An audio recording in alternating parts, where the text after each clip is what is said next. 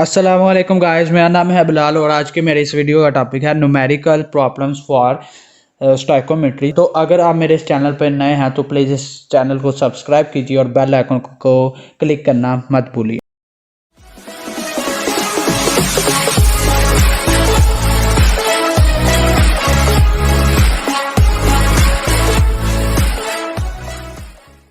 अच्छा, वो कह रहा है कि आपने calculate the number of grams of K2SO4 potassium sulphate के नंबर ऑफ ग्राम्स को मालूम करता है। मतलब यह है कि आपने mass of K2SO4 find out करना है एंड वाटर प्रोड्यूस और मास ऑफ वाटर जिसको मैं W से रिप्रेजेंट करना हूँ वो भी आपने फाइंड आउट करना है। When 14 gram of KOH mass of KOH उसने दे दिया है जो कि 14 ग्राम है और reacted with excess of sulphuric acid. Excess sulphuric acid की तो अमाउंट है, हमने बहुत ज़्यादा मकदार दी हुई है उसकी। Also calculate the number of molecules of water produce, तो number of molecules of water produce भी फाइंड आउट करने हैं। किसी भी चीज़ का अगर मास फाइंड आउट करना है एक इक्वेशन आपने याद रखनी है, मोल्स बराबर होते हैं मास ओवर मोलर मास। ठीक है, अगर mass of K2SO4 find out करना है तो उसके लिए उसके मोल्स चाहिए। अगर mass of water find out करना है तो उसके लिए भी उसके मोल्स चाहिए।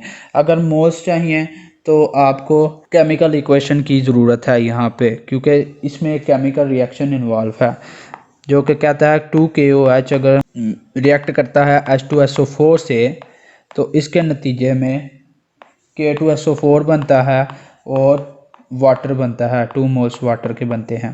2 मोल्स KOH के हैं, एक इसका और 2 इसका। लेकिन हमारे केस में जो KOH के मोल्स हैं वो हमें नहीं पता।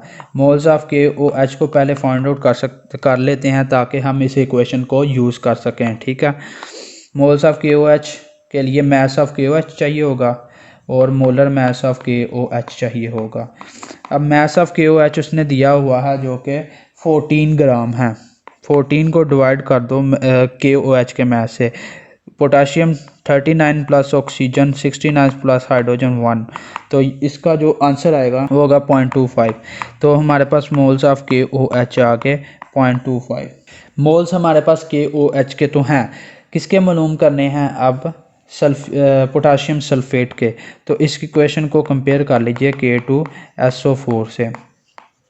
इसके 2 हो तो इसका 1। आप इधर आपने 1 बनाना तो 2 से दोनों तरफ डिवाइड कर दो तो ये आएगा 1 और 1/2।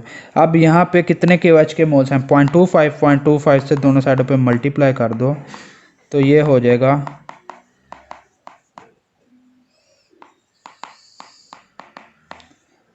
0.125। तो इस तरह आपके पास जो मोल्स आते हैं K2SO4 के वो हैं 0.125। अब मास फाइंड आउट करना है तो मोल्स होता है मास ओवर मोलर मास। मोल्स तो हैं, मास फाइंड आउट करना है और मोलर मास रह गया। मोलर मास है K2SO4 का 2 पोटाशियम के, सल्फर एक ही है और 4 ऑक्सीजन है इसमें 4 × 16। तो मास इस तरह आ जाएगा, इसका मोलर मास 174 ग्राम पर मोल। ठीक है, तो तीनों चीज़ें क्लियर होगी। अगर आपने मास ऑफ K2SO4 मालूम करना है तो आपको मोल्स ऑफ K2SO4 को मल्टीप्लाई करना होगा मोलर मास ऑफ K2SO4 से। मोल्स हैं 0.125 और मोलर मास है 174। तो जो आपका मास ऑफ K2SO4 आएगा वो होगा 21.75 ग्राम। अब mass of water find out करना है। मास ऑफ वाटर के लिए मोल्स ऑफ वाटर चाहिए। मोल्स ऑफ वाटर के लिए आपको KOH से आपको कंपेयर करना होगा। ये 2 थे और यहाँ भी 2 हैं। ठीक है, अब यहाँ पे 1 बनाना है, 2 से डिवाइड कर दो दोनों साइडों पे तो यहाँ पे 1 और ये भी 1। इसके टोटल थे 0.25 तो इसके भी आ जाएंगे 0.25। इसका मतलब है मोल्स ऑफ वाटर हमारे हैं 0.25। अब मोलर मास KOH वाटर का आ जाएगा, वो आपको पता है कि वो है 18। अब मास फाइंड आउट करना है तो मोल्स ऑफ वाटर को मल्टीप्लाई कर दो मोलर मास ऑफ वाटर से तो ये आ जाएगा 0.25 मल्टीप्लाई बाय 18। तो मास ऑफ वाटर आ जाएगा 4.5 ग्राम। अब इसके बाद उसने कहा था कि number of molecules of water भी फाइंड आउट करने हैं। आपको पता है जब भी number of molecules of water किसी भी चीज़ के फाइंड आउट करने हो तो मोल्स जो होंगे उसको मल्टीप्लाई कर दो एवोगाड्रोस नंबर से। मोल्स इसके कितने हैं 0.25 जो कि अभी अभी हमने फाइंड आउट किए हैं, और इसको मल्टीप्लाई कर दो एवोगाड्रोस नंबर से, तो आपके पास number of molecules of water आ जाएंगे जो कि 1.505 मल्टीप्लाई बाई 10⁻⁻23।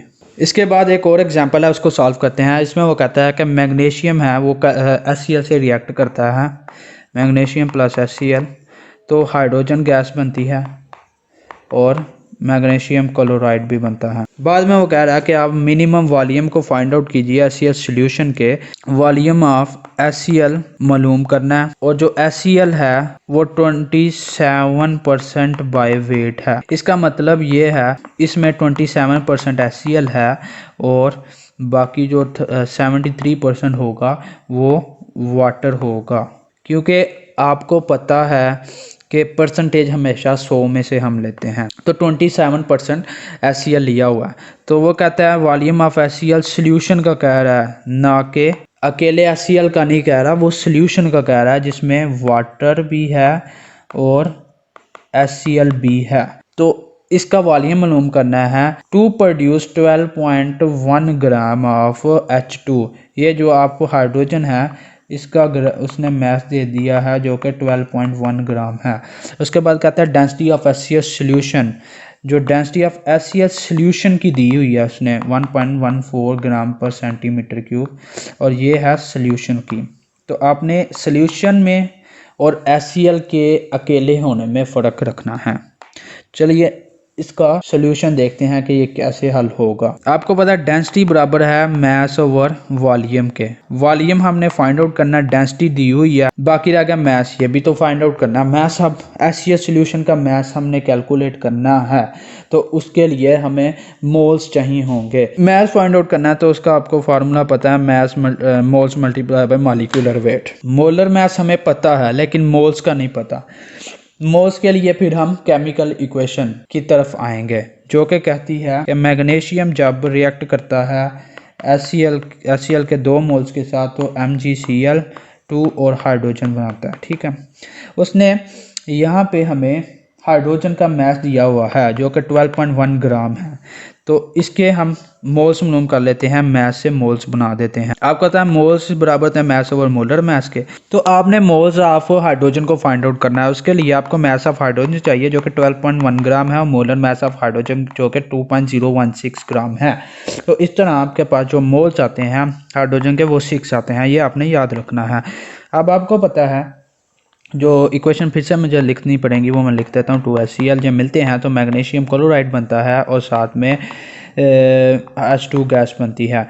अब आपको पता है कि H2 और रेशो बना लो किसकी, HCl का मालूम करना तो HCl की रेशो बना लो। 1 ग्राम इसका तो इसके 2 होते हैं, सॉरी 1 मोल है तो 2 मोल होंगे, तो अगर 6 मोल हैं तो ये 12 मोल आएंगे। तो मोल्स ऑफ HCl हमारे पास आ जाएंगे 12। मास ऑफ HCl हमें चाहिए ताकि हम आगे से वॉल्यूम को फाइंड आउट कर सकें, तो इसके लिए आपको मोल्स ऑफ HCl को मल्टीप्लाई कर देना होगा मोलर मास ऑफ HCl से। मोल्स ऑफ HCl 12 हैं और मोलर मास कैसे आएगा, जो हाइड्रोजन है वो 1 होता है और क्लोरीन है 35.5, तो इनको मल्टीप्लाई कर दो कैलकुलेटर पे, तो ये जो आंसर आएगा वो आपके पास होगा 438 ग्राम। ये है मास ऑफ HCl, अकेले HCl का मास है, ये HCl के सॉल्यूशन का मास नहीं है। उसने हमें जो डेंसिटी दी थी वो भी सॉल्यूशन की थी और वॉल्यूम भी सॉल्यूशन का मांगा है, तो मास भी हमें जो यहाँ पे जो मास इस्तेमाल करना है वो भी सॉल्यूशन का ही होना चाहिए, तो वो हमें मालूम करना होगा।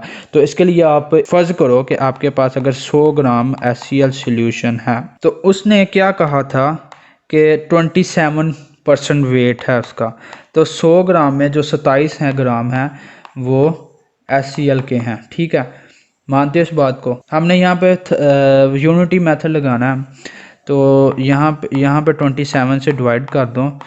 अगर 27 ग्राम HCl है तो 100 ग्राम HCl सॉल्यूशन बनता है, और अगर 1 ग्राम HCl है तो फिर कितने ग्राम HCl सॉल्यूशन होगा, 100 को 27 से डिवाइड कर दो। और अगर मालूम किसके लिए करना है, 438 के लिए करना, तो 438 से दोनों साइडों पे मल्टीप्लाई कर दो। 438 ग्राम HCl के लिए जो सॉल्यूशन का मैस होगा वो इस तरह हम कैलकुलेट कर लेंगे।